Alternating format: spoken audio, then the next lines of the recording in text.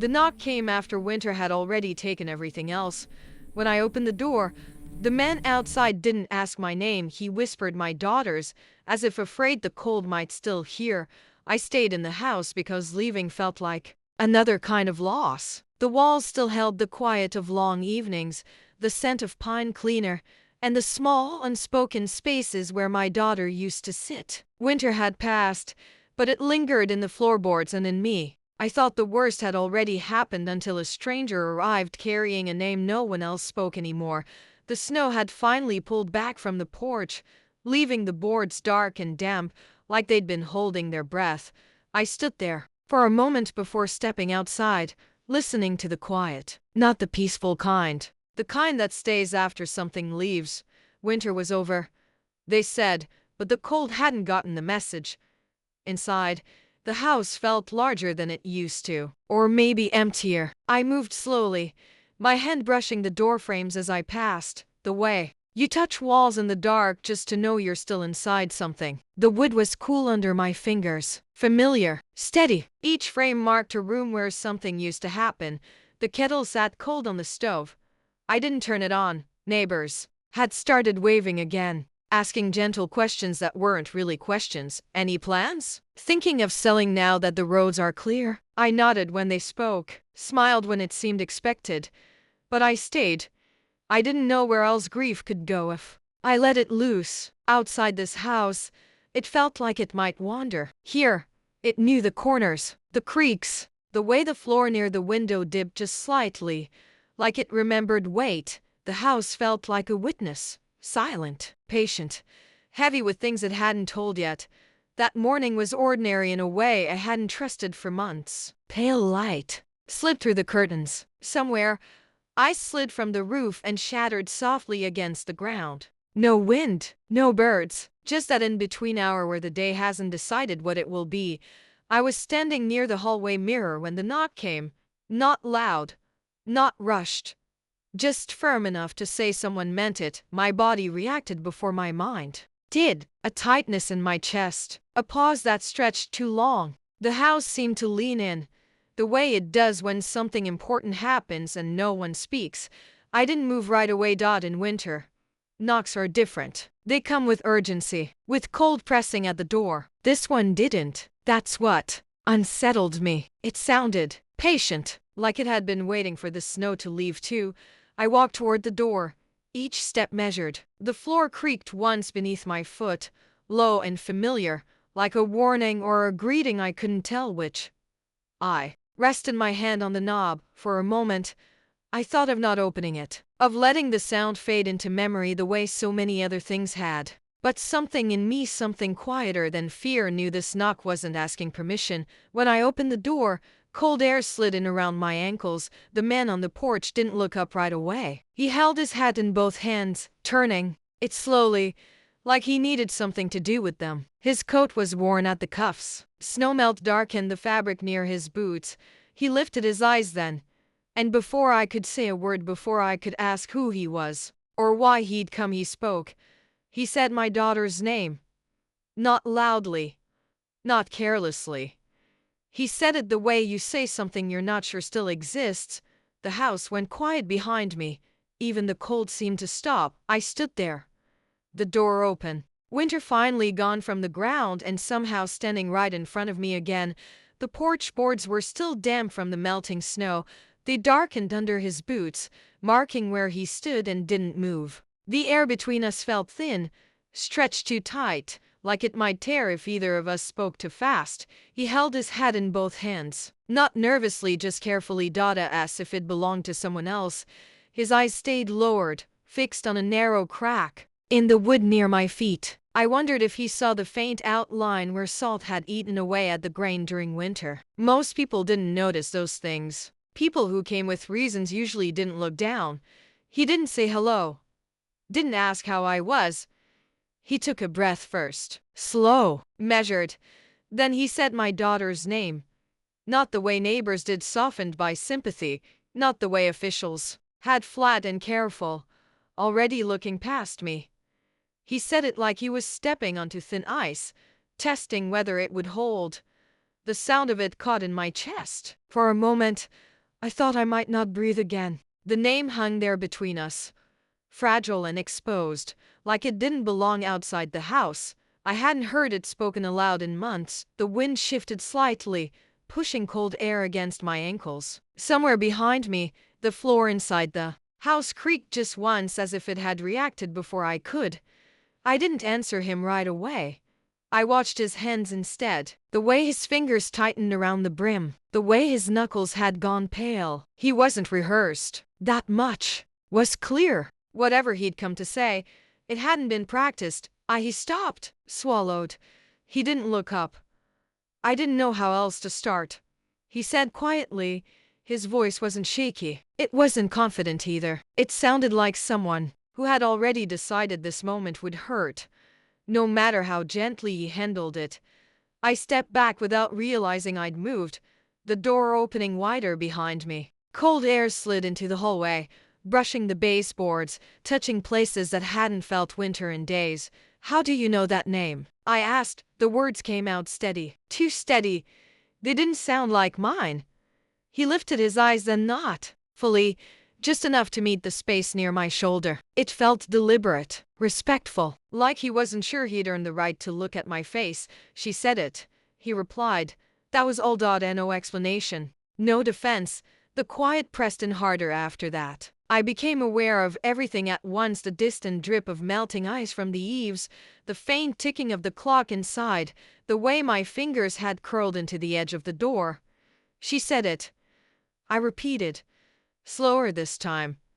He nodded once. Yes. I wanted to ask when, where, why she hadn't told me anything. Instead, I asked the only question that felt safe enough to step on. When? His mouth tightened, not from fear, but from memory. Late winter, he said, when the snow was still high, when people thought it would never end. The house behind me seemed to settle, as if something had shifted in its weight. The name, my daughter's name, had crossed the threshold now. It was inside again, whether I was ready or not. I looked at him properly then, at the lines near his eyes, at the wear on his coat, at the way he stood like someone prepared to leave the moment he was told to. And suddenly, the question wasn't how he knew her name. It was why he'd carried it all this way back to me. The door stayed half open longer than it needed to. Cold air rested at the threshold, uncertain, like it was waiting for permission to. I stood there with my hand on the edge of the door, aware of how easily silence breaks once you let something cross it. I stepped back first. That was all it took.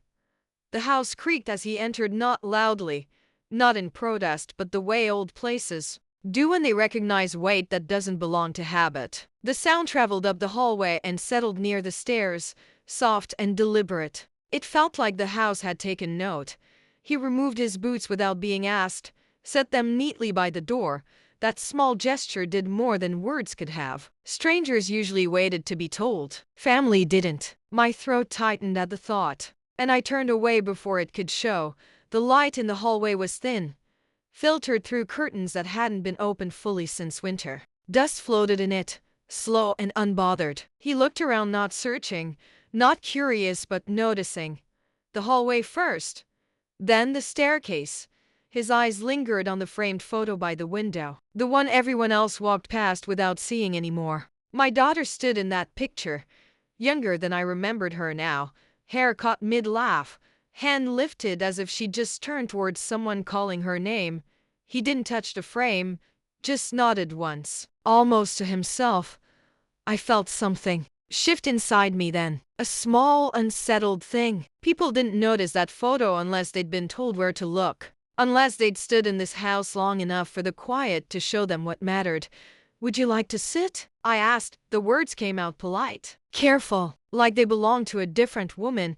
He looked at the chair near the window but didn't move toward it. His hands hovered, unsure, before folding loosely in front of him. I'm fine, he said. Thank you.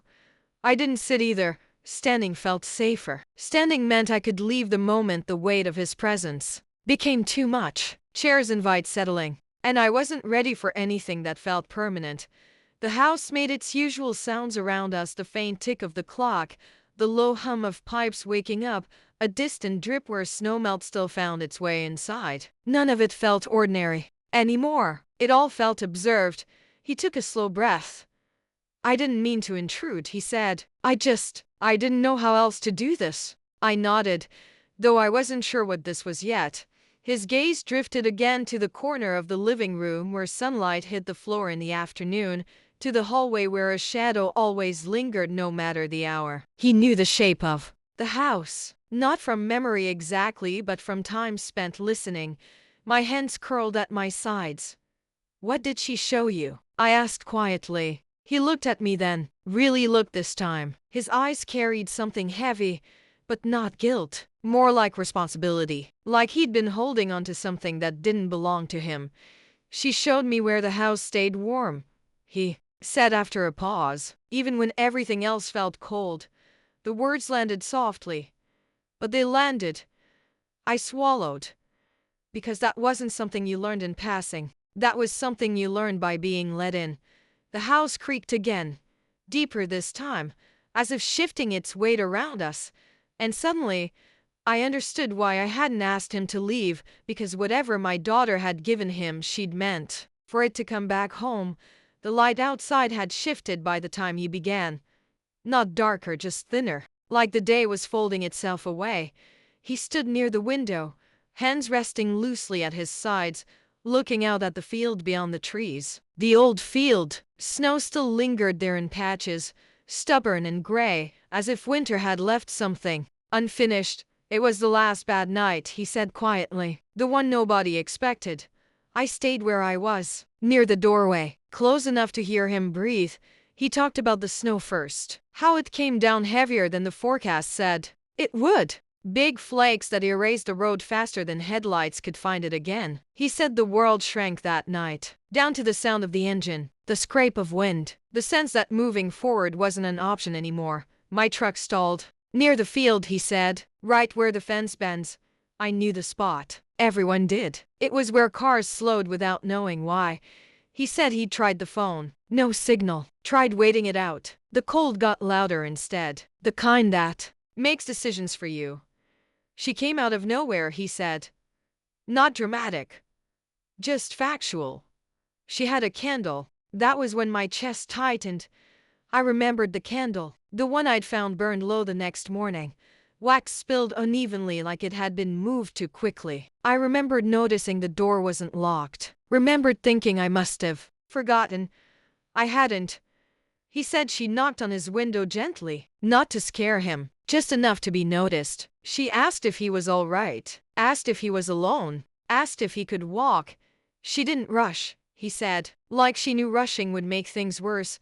I watched a reflection of his face in the glass. He wasn't watching himself. He was watching the memory play out somewhere past the trees. He said she led him back through the snow, step by careful step, that she told him where to place his feet, where the ground dipped, where the ice liked to hide. She knew the field, he said, knew how to cross it without fighting it. I swallowed.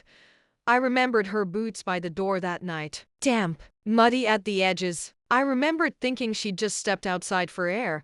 He said the house looked like a lantern in the dark, the windows glowing soft, the porch light steady. He said it didn't feel like a stranger's house. It felt, he paused, shook his head slightly, like a place that expected us. I didn't speak. He said she made him sit near the heater, wrapped a blanket around his shoulders without asking, set the candle down between them like it was part of a routine she'd done 100 times before. She told me to warm my hands first, he said everything else could wait. I remembered the blanket missing from the back of the couch. His voice never broke. That was what unsettled me most. There was no performance in it, no attempt to soften or sharpen the memory, just the weight of it. Carried carefully, she stayed. Until the snow slowed, he said. Until it felt possible again. Did you talk? I asked. He nodded once. A little. What did she say? He turned then, finally looked at me. She didn't talk about herself, he said. She talked about the house. About you. About how winter doesn't last forever even when it feels like it's settled in. The room felt smaller after that. Closer. I thought of the candle. The unlocked door. The space at the table that night I hadn't questioned. Each detail fit too well. And the question pressed in, not loud, not accusing. Why hadn't she told me? As he finished, the wind moved through the trees outside, carrying what little snow was left. The field stood quiet again, giving nothing away. Winter had ended, but something in me understood it had left this behind on purpose. The path to the field had softened with the thaw. Mud clung to the edges where snow had once hardened it into certainty. Each step made a quiet sound, a low pull, like the earth hadn't finished letting go. We walked side by side without speaking. The house stayed behind us, pale against the trees, watching in the way old places do when you leave them with unfinished thoughts. The field opened slowly, a wide, uneven stretch where winter still lingered in the shadows. Snow clung there, thin, stubborn patches tucked beneath fence posts and along the curve where the ground dipped. The air smelled clean and wet, cold, but not sharp. He stopped near the fence. Didn't step over it. Just rested his hand on the wood. "She waited here," he said. I followed his gaze to a place where the grass lay pressed down, darker than the rest, flattened, as if something had chosen stillness there and stayed long enough to leave a mark. "She didn't talk much," he said. "Didn't need to." The wind moved low across the field, bending the grass in slow waves. It pressed everything flat, like it wanted to smooth the land into silence. The sound of it filled the space between us. Not loud, just present. I stepped closer to the fence. The wire hummed faintly when I touched it, cold through my gloves. "Steady." He pointed to the ground near the post. "She stood there," he said, hands in her pockets, looking toward the house. I pictured her that way. Weight shifted to one hip, chin tucked slightly against the cold. Listening more than speaking. "She said waiting wasn't the same as being lost," he added. "Said some places ask you to pause." I swallowed. The field felt different standing there. Not empty, not quiet in the way I'd always thought. It felt contained, like it was holding something carefully, afraid it might spill if it moved too much. I knelt, pressing my gloved hand into the grass. It sprang back slowly when I lifted it. Damp, cold, alive. "She knew this place," I said. He nodded. "That's what I thought." The fence cast a thin shadow across the snow patch nearby. The shadow didn't move, even as the wind shifted everything else. It felt intentional, like a line drawn where something had been decided. I closed my eyes. For a moment, I could hear her breath in the wind, could feel the way she'd stood there, choosing quiet over fear, choosing presence over explanation. "She left something here," I said. It wasn't a question. He didn't answer right away. Instead, he reached into his coat and touched a pocket, then stopped. His hand rested there uncertain, like he wasn't sure if the field wanted it returned yet. "I think she did," he said softly, "but not something you can pick up." The wind eased, just for a second. The grass lifted, then settled again. I stood, brushing dirt from my knees. The fence creaked faintly when I leaned back against it. The sound carried, then disappeared into the open space. The field felt like it was listening now. I looked back, toward the house, toward the windows that caught light in the afternoon, toward the place she'd walked back to that night, candle in hand. Whatever she'd left here wasn't meant to stay buried. It was meant to be remembered. As we turned back, I glanced once more at the flattened grass near the fence. The snow there hadn't melted yet, and I knew the field hadn't finished speaking. The wind followed us back from the field, not closely, just enough to remind me it was still there. Inside the house, the air felt heavier, warmer maybe. Or maybe I was noticing it for the first time. The door closed with a sound that felt final, though I knew it wasn't. The house settled around us, wood easing into place, as if bracing for something it already knew was coming. He stood near the table this time. Didn't sit. I watched his coat as he reached inside it, slow and deliberate, like he was asking permission from the moment before touching it. The fabric rustled softly, a small sound, too loud. He pulled out a bundle wrapped in pale cloth. Didn't offer it right away, just held it there, between us. I knew what it was before I saw it. The scarf. Her scarf, the one she wore only when the cold meant business. Thick wool, faded blue with the loose stitch near one end she never fixed. I'd looked for it all winter. In closets, in drawers, in places it had never been. My hand stayed at my sides. She insisted, he said quietly, said I needed it. More. His fingers loosened, unfolding the cloth enough for the color to show. The blue hadn't faded in my memory. It was exactly as I remembered. Soft, worn, familiar in a way that made my throat close. She was already shaking, he added. But she smiled when she said it, like it wasn't up for discussion. I reached out then. Not quickly, not carefully either. Just, honestly, the wool was colder than I expected. It still smelled faintly of smoke and winter air. Of outside. Of the night she hadn't come home. I pressed it lightly between my fingers, feeling the weight of it. The weight held heat even after all this time. The way it remembered her shape. I didn't cry. That surprised me. Instead, I felt something quieter settle in my chest. A question that didn't need words. Why would she give away warmth if she planned to return? He watched me without watching my face. His eyes stayed on the scarf, like he understood it wasn't his place to witness whatever was passing through me. She told me, he said after a pause, that some things aren't meant to be carried alone. I nodded. The house made a small sound behind us, a soft creak near the hallway, like agreement or acknowledgement. I thought of her standing in the cold, hands bare, breath visible, offering what she had because someone else needed it more in that moment. I folded the scarf slowly. The loose stitch caught against my thumb. I almost fixed it. Almost. But I didn't. Some things aren't meant to be corrected. I held it close. Not to my face. Not to my chest, just between my hands. Letting it be what it was. A choice. A leaving.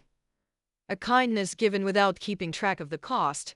He stepped back then. Just a little. Creating space. Respecting something neither of us could change. She trusted you'd understand, he said. I looked at the scarf again, at the way it rested so easily in my hands. I think I do, I replied. Outside, the wind eased. The windows caught the light just right, casting a soft blue shadow across the floor.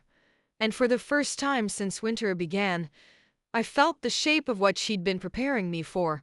The house felt different when we stepped back inside. Not warmer, not darker, just closer. Like the walls had leaned in while we were gone and hadn't moved back yet. I set the scarf down on the table, not folded neatly, just placed. It stayed where it landed. He remained standing near the doorway, as if unsure how much space he was allowed to take. The clock on the wall ticked louder than it should have. Each second felt deliberate, measured. She talked about this place, he said quietly.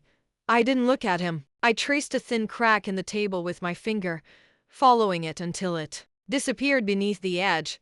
She said houses like this don't just keep people dry, he continued. They keep people together, even after. I felt that then.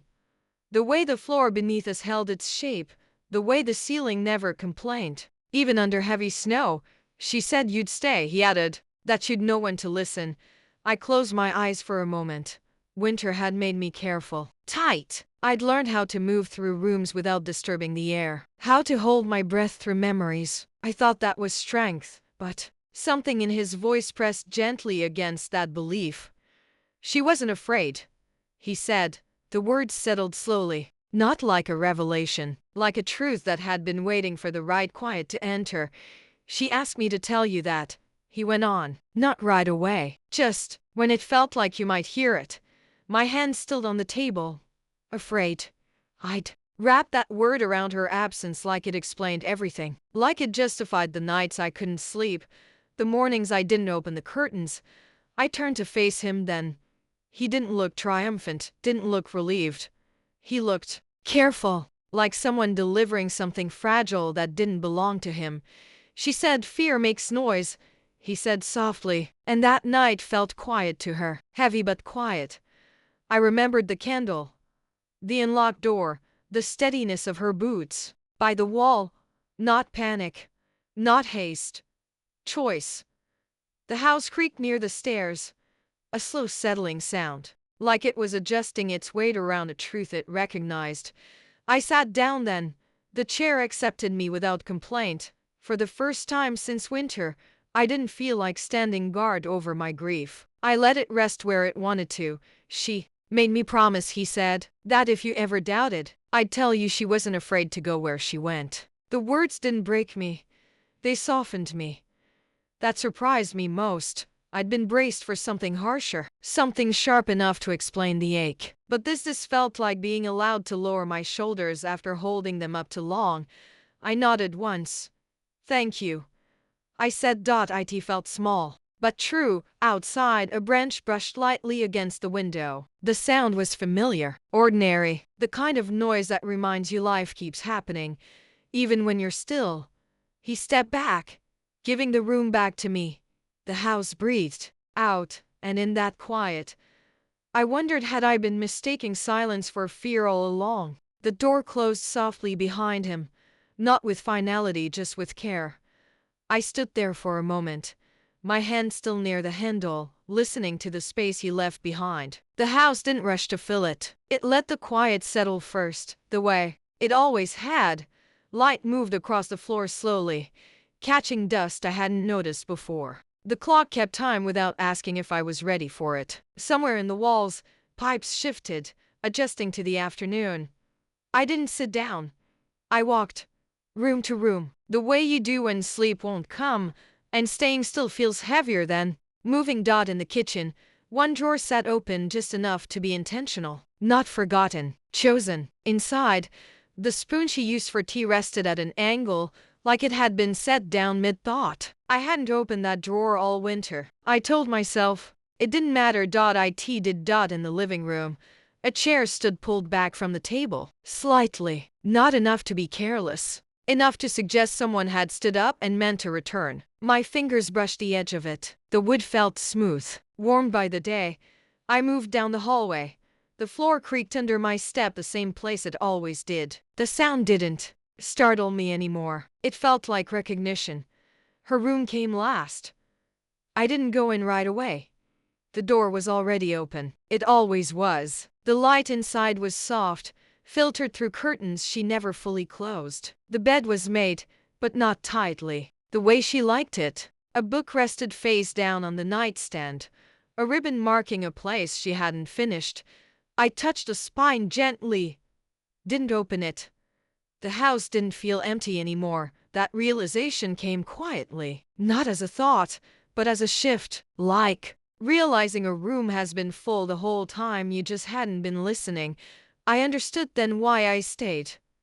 Not because I was afraid to leave, but because something here was unfinished. The house had been holding things, not hiding them, holding them carefully, waiting for the moment I could walk through without turning away, waiting for me to notice what wasn't gone. In the hallway mirror, I caught my reflection. I looked older than winter, softer too, like something tight had finally loosened. I went back to the table. The scarf was still there, just as I'd left it. Light fell across it, turning the blue quieter, deeper. I sat this time. Let the chair support me. Let the silence stay. The house creaked again, low and steady. Not a complaint, a reminder. I placed my hands flat on the table. For months, I'd thought staying meant clinging. Now I knew it meant listening. Whatever else the house was holding, it wasn't finished offering it, and for the first time, I felt ready to see what that might be. The house was dim by then.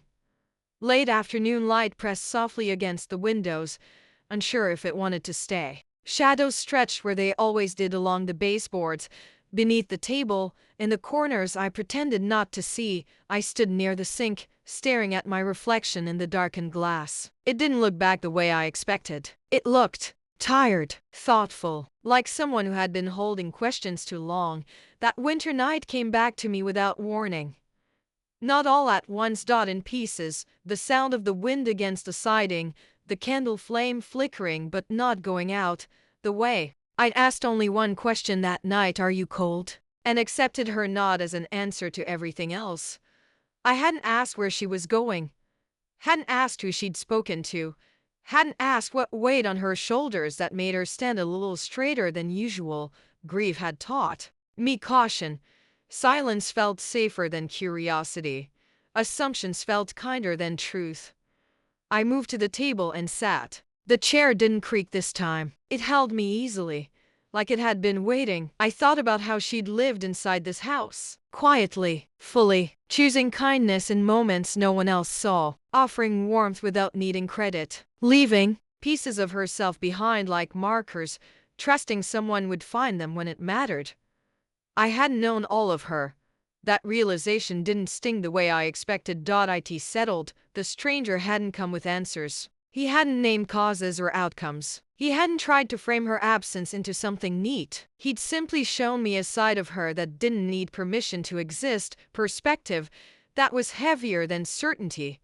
I'd wanted Winter to explain, her, to justify my not knowing, to give me something solid to hold against the nights that felt endless. But Winter hadn't taken her voice.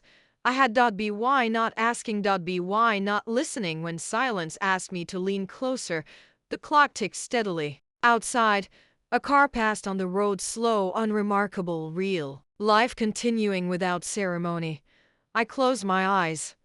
Could I accept that she was more than the version I held? That she made choices beyond my sight, not out of distance, but out of trust? The thought frightened me and softened me at the same time. I stood and walked to the window. The field beyond the house lay quiet now. No snow left to mark where Winter had lingered. Just grass moving gently in the evening breeze. She had lived kindly, without witnesses, without needing me to understand.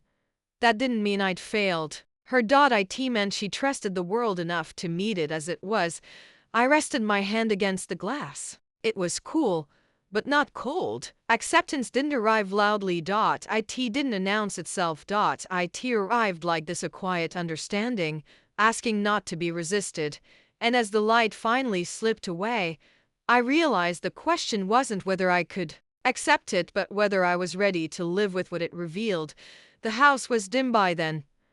Late afternoon light pressed softly against the windows, unsure if it wanted to stay. Shadows stretched where they always did along the baseboards, beneath the table, in the corners I pretended not to see. I stood near the sink, staring at my reflection in the darkened glass. It didn't look back the way I expected. It looked tired, thoughtful, like someone who had been holding questions too long. That winter night came back to me without warning.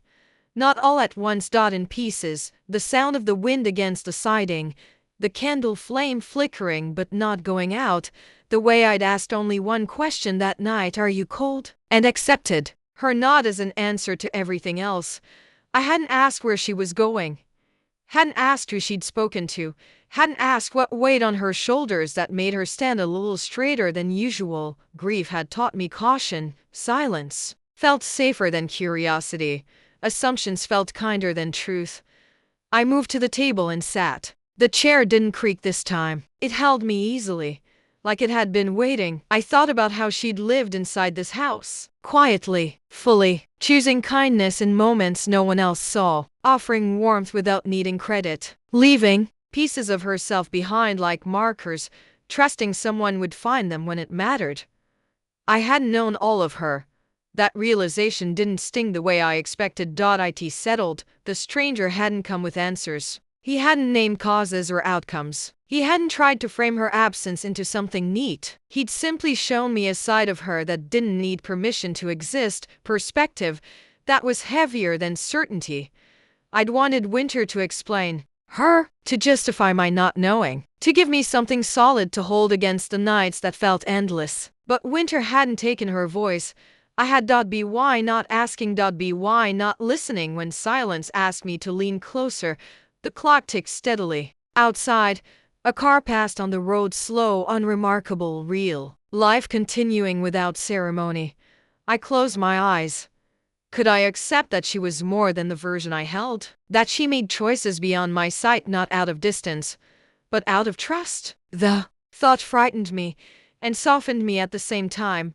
I stood and walked to the window. The field beyond the house lay quiet now. No snow left to mark where Winter had lingered. Just grass moving gently in the evening breeze. She had lived kindly, without witnesses, without needing me to understand. That didn't mean I'd failed. Her .it meant she trusted the world enough to meet it as it was. I rested my hand against the glass. It was cool, but not cold. Acceptance didn't arrive loudly. It didn't announce itself. It arrived like this, a quiet understanding, asking not to be resisted. And as the light finally slipped away, I realized the question wasn't whether I could accept it, but whether I was ready to live with what it revealed. Morning came softer than it used to. Not brighter, just gentler. The kind of light that doesn't demand anything from you. The frost on the windows thinned each day, retreating, in quiet lines that caught the sun before disappearing. I watched it melt without marking the moment, without telling myself this meant something. Still, it did. The house noticed before I did. I folded her scarf at the table where it had rested for days, took my time with it, smoothed the wool where it had creased, followed the loose stitch with my finger and left it the way it was. Some things aren't meant to be repaired.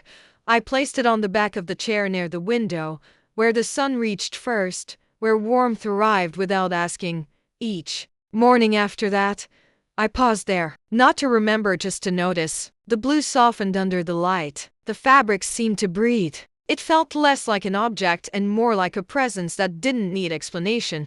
The house shifted with the change. Doors no longer hesitated when I opened them. The floor still creaked, but it sounded lighter, less like warning, more like greeting. I caught myself opening curtains I'd kept closed all winter, letting the day enter rooms that had been waiting. I stopped listening for her footsteps. That surprised me most. For months, every sound had made me turn. The hum of the heater, a branch against the siding, the faint pop of wood settling at night. I'd mistaken those sounds for hope, for habit, for something unfinished. Now, I listened differently. I listened for understanding. The kettle whistled. One morning, sharp and brief, and I didn't flinch. I poured the water slowly, watching steam rise and disappear. The mug warmed my hands. The simple weight of it grounded me. Outside, the field had changed color. Green pushing through where snow had held on longest. The fence cast shorter shadows now. Nothing dramatic, just time doing what it always does when you let it. I walked through the house without counting rooms, without checking corners for absence. I noticed things returning to their place, books shifted back onto shelves, chairs tucked in without thought. Life resuming its shape. Waiting had loosened its grip. Grief hadn't left. It had settled. That felt different. In the evenings, light lingered longer near the window. The scarf caught it quietly, holding warmth without giving it away. I never moved. The reflection that looked back at me felt clearer, less guarded. Had winter finally released me? I didn't answer the question. I let it rest the way the house now rested around me, open, listening, and no longer afraid of what might arrive. Next, the decision didn't arrive all at once. It came quietly, the way light does when it moves across a room without asking to be noticed. I was standing in the doorway one morning, keys in my hand, coat half on. The kind of moment that usually means leaving. The house was still, holding that familiar early hush where even sound feels thoughtful. I waited for the heaviness to rise, the ache that usually followed choices like this. It didn't. Instead, there was a steadiness beneath my feet. The floor didn't creak in warning. It held. I took the coat off, set the keys down. Outside, a neighbor's car passed slowly, tires brushing over gravel. Life moving on, as it always had. The house didn't react. It didn't cling. It didn't ask me to stay. That was how I knew. I stayed not because grief demanded it, but because something remained. Something solid. Something that didn't dissolve when winter loosened its grip. The rooms felt different now. Not emptied of her, but shaped by her. Like the walls had learned how to hold memory without closing in around it. The house no longer felt like a shelter from loss. It felt like a place that remembered love. I moved through it with less caution. Sat where I wanted. Opened drawers without bracing myself. The air felt easier to breathe. Even the quiet had softened. Less watchful than before. The stranger never returned. I thought about that sometimes. How some people arrive only to deliver something, then leave without taking anything with them. His words lingered though. They settled into the walls the way warmth does, slowly, evenly, without spectacle. She wasn't afraid. I heard that sentence in the pauses between days, in the way the house responded to morning light, in the absence of the listening eye, used to do for footsteps that would never come. Winter had taken much time, certainty, the shape of who I thought I was, but it hadn't taken everything. I folded the scarf one last time and placed it back on the chair. Not as a symbol, not as an offering, just where it belonged, where it caught the sun, where it could rest without being asked to mean more than it already did. That afternoon, I sat by the window and watched the field beyond the house move with the breeze. Grass rising and falling. Nothing dramatic, nothing asking to be named. The house breathed with me. For the first time, staying didn't feel like waiting. It felt like choosing. Choosing to live where love had been practiced quietly. Where kindness didn't need witnesses. Where memory didn't shout to be heard. Was this what peace was supposed to feel like? It didn't arrive with certainty. It arrived with room. Room to stay. Room to remember. Room to let what remained be enough. And as evening settled gently against the windows, I understood this house wasn't holding me here. It was letting me be.